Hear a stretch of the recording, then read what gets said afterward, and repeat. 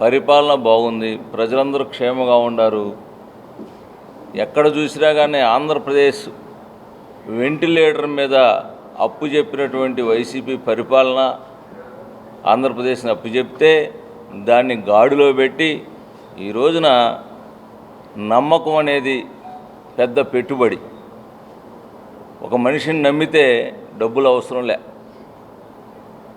33,000 ఎకరాలు కేవలం ఒక బ్రాండ్ సిబి అనే బ్రాండ్ మీద, మరి మనకి పూర్వీకులు మన ఆస్తుల మీద ఎంతో ప్రేమలు ఉంటాయి, ఆప్యాయత ఉంటుంది. మనం ఒక ఇల్లు అమ్ముకోవాలన్నా, పొలం అమ్ముకోవాలన్నా కానీ మా తాతగారు ఇచ్చారు, నా నాన్నగారు ఇచ్చారు, మా నాన్న ఇక్కడ తిరిగాడు, ఈ ఆస్తి నేను ఇవ్వను అనేది ప్రతి ఒక్కరికి కూడా అది మానసికంగా అనుబంధం కలిగి ఉన్నటువంటి అటువంటి ఆస్తులను కూడా ఒక సిబిఎన్ గారు అడిగాడని చెప్పేసి, చంద్రబాబు నాయుడు గారు అడిగారని చెప్పేసి ఆ రోజున 33,000 ఎకరాలు ఎమ్మటే ఇచ్చారు.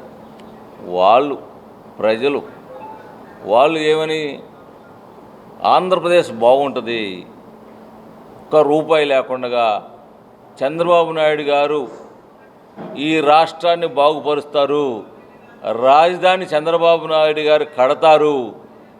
దానికి అంతకుముందు మనకు ఉదాహరణ హైదరాబాద్ని ఎట్లాగా డెవలప్ చేశారని చెప్పేసి అది చూసుకొని ప్రజలందరూ కూడా ఏకతాటిపై ఒక్క రూపాయి కూడా లేకుండా వాళ్ళకు అనుబంధం గలటువంటి భూముల్ని, ఆస్తులన్నీ కూడా ఇస్తే ఈ రోజున అటువంటి బాబు గారు చేస్తున్నటువంటి అభివృద్ధి సంక్షేమ కార్యక్రమాలు అన్నీ కూడా బ్రహ్మాండంగా ఘాట్లో పెట్టి ఇలా ఆనందంగా ప్రజలందరూ కూడా సంక్షేమం వైపు కానీ, అభివృద్ధి వైపు కానీ, రాష్ట్రం అభివృద్ధి చెందుతూ ఉంటే ఈ జగన్కి 11 సీట్లు కూడా రావేమని భయం పట్టుకుంది.